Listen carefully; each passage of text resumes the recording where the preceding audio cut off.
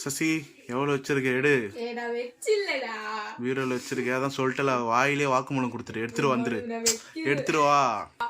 திரும்பிட்டேன். இந்த இவ்வளோ காசு எதுக்காகன்னு பார்த்தீங்கன்னா, என்னோட பர்த்டேக்காக வந்து பார்த்தீங்கன்னா ஒரு 10 மந்த்தாக வந்து சேர்த்து வச்சிருக்காங்க மேடம்.